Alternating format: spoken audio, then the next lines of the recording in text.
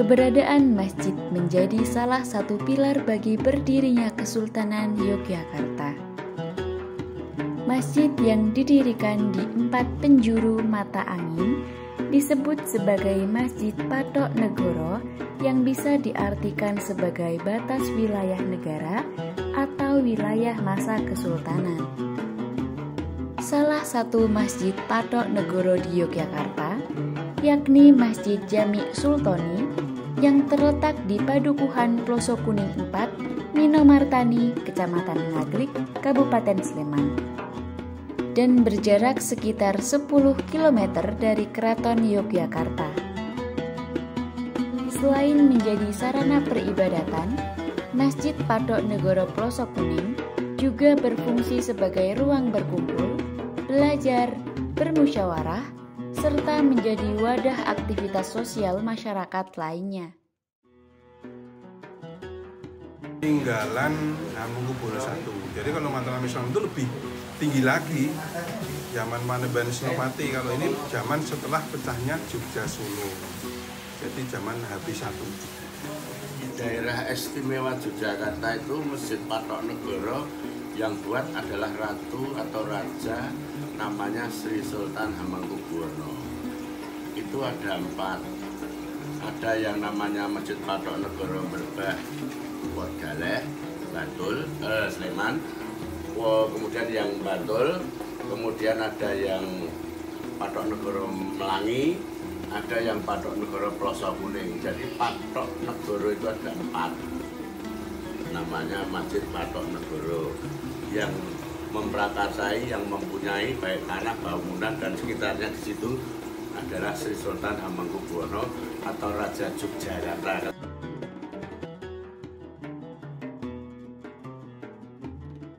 Sebenarnya aslinya 4-4-nya itu tetap sama ya, ada halaman, kolam, pohon sawo, kemudian serambi, kemudian masjid pokok, kemudian pawestrem, kemudian baratnya ada makam, itu sama sebenarnya semuanya.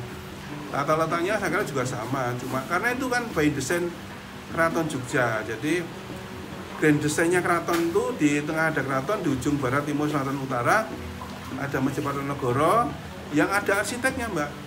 Jadi sebenarnya aslinya sama kalau nggak dirubah seperti ini, seperti Masjid Patok Negoro Ploso Kuning. Maka ketika yang lainnya sudah pernah dirubah, mau dikembalikan, acuannya pada Masjid Patok Negoro Ploso Kuning. Dan itu bentuk maupun arsiteknya sama. Setiap halaman masjid, kemudian mau masuk masjid, pasti wajib ada kolamnya.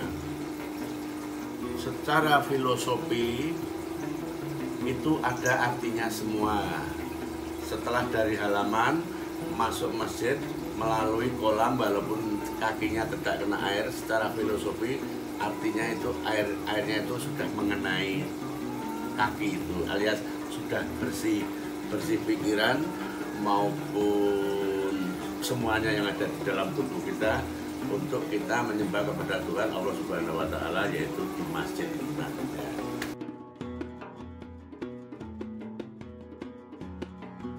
Kalau makam itu makamnya Mbah Kyai Mustafa, yaitu imam pertama Masjid Patok Negoro.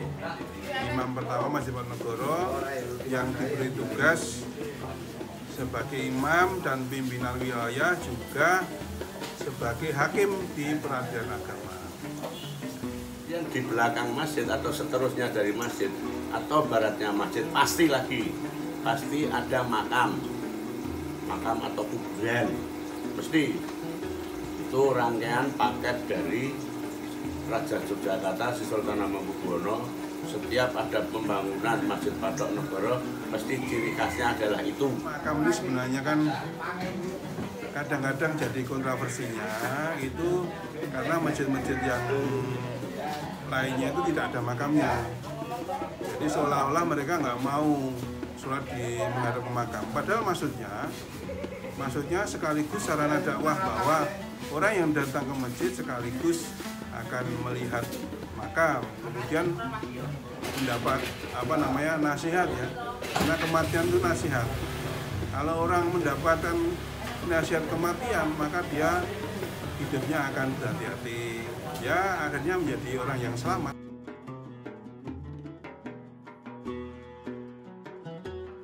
Ya, kalau diganti sih ada ya, karena ada yang memang kropos betul.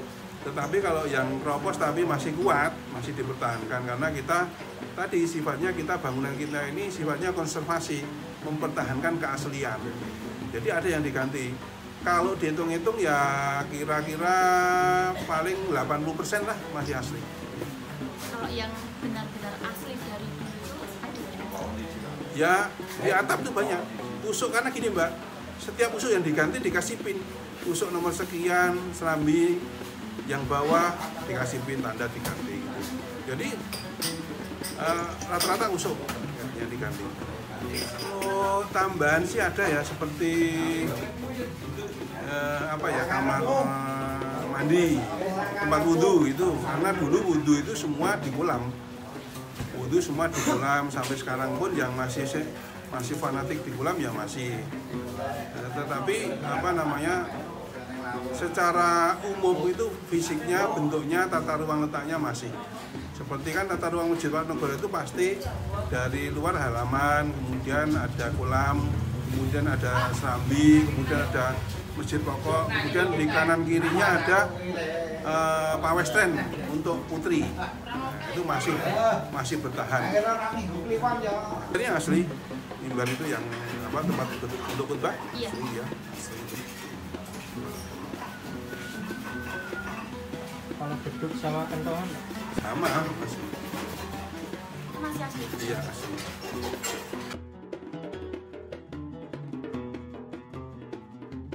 Iya, pernah. Kalau di sini istilahnya bukan renovasi ya, konservasi. Jadi perawatan, pemeliharaan. Jadi kalau yang sudah tidak kuat betul itu baru diganti. Walaupun kropos-kropos tapi masih kuat, itu tetap dipertahankan. Kebetulan untuk yang namanya Perda-Es Peraturan Daerah Istimewa itu biasanya diikuti dengan belakangnya yaitu Dana-Es, atau kan ada Dana Istimewa. Lah, kegiatan apapun yang berhubungan dengan Masjid Patonegoro, bangun kayak dan lain-lain kayak urusannya Dana-Es untuk dananya itu. Melaporkan atau dari keraton yang secara rutin itu memperhatikan? Iya, keraton memperhatikan, juga dari masyarakat tidak pengen sesuatu tuh hilang nilai-nilainya, jadi merasa bangga dengan keberadaan masjid ini sehingga masjid ini bisa terlestari. Ditambah lagi sekarang ada dinas kebudayaan yang khusus ngurusi cagar-cagar budaya yang ada di daerah Jakarta.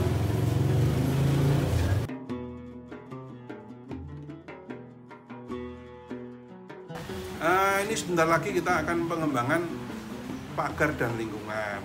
Jadi nanti setelah ini kan sekarang keraton sedang membangun masjid gede. Masjid gede belum selesai bangun, keratonnya belum selesai ya. Sebentar lagi kalau masjid gede pembangunannya sudah selesai, nanti akan ke sini akan membangun pagar dan lingkungan masjid. Jadi sekitar 30 tahun yang lalu TK ini dibangun. Kemudian ini sekarang setelah dibahas-bahas, ini termasuk mengganggu kecagar budayaan, sehingga nanti kita direncanakan oleh dinas kebudayaan akan pindah tempat supaya tetap ini wilayah masjid ini cagar budaya yang luasnya kira-kira 3.000 meter ini asli murni hanya cagar budaya.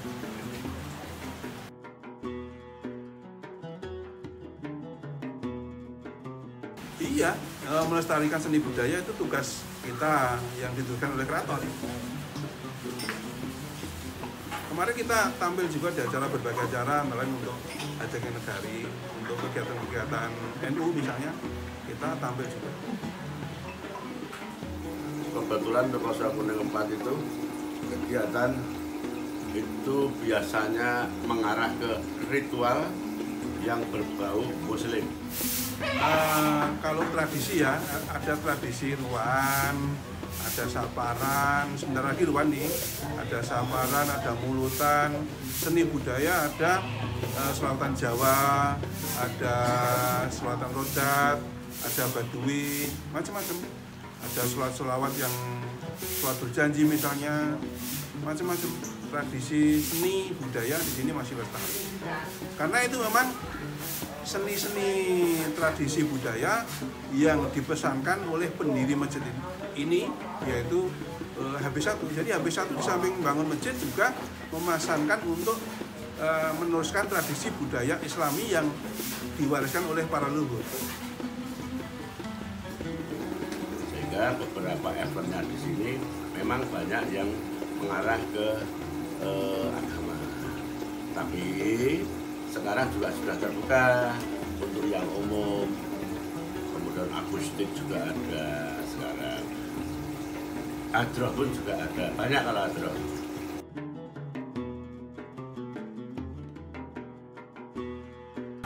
Ya, Peran sertanya bentuknya seperti apa, Pak?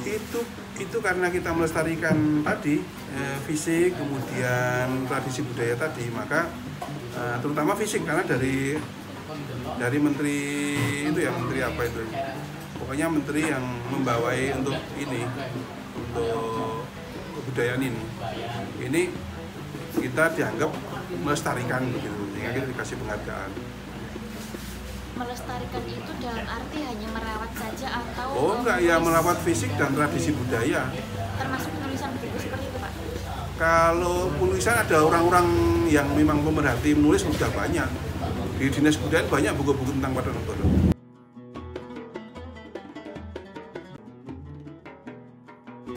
Dulu yang namanya faktor ekonomi ini lamban perkembangannya dulu, ya. Itu kebetulan wilayah Ploso Kuning 4 penduduknya muslim semua. Sehingga namanya ekonomi itu tidak penting. Yang penting bahwa ilmu agama. Di situ penghasilan ekonomi itu selalu dibuat ringan. Soalnya kultur ini mau karena berdekatan dengan yang namanya masjid, kultur wong Jawa ning Islami, sehingga makan itu kadang-kadang orang penting. Dulu seperti itu, tapi sekarang alhamdulillah sejak beberapa dekade ini pola pikir sudah maju, SDM sudah maju, bahkan pendatang juga sudah ada, kan begitu. Akhirnya warga asli dengan pendatang berbaur. Karena dulu kan kita ini diberi tugas untuk memakmurkan masjid sekaligus diberi tanah yang sangat luas, sehingga ya kehidupan kita dari pertanian. Tapi sekarang sudah beranak pinak banyak sekali, turun-temurun sudah yang kesekian kali. Ini akhirnya ya profesinya macam-macam, ada pedagang, ada guru, ada dosen, ada dokter, ada macam-macam. Sehingga sudah beraneka ragam.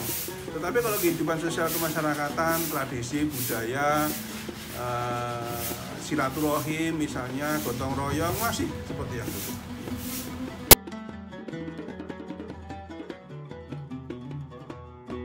Saya kan menyimpulkan tadi dari penjelasan Bapak itu masyarakatnya kan ini ya Pak ya, agamis ya Pak? Iya. Agamis.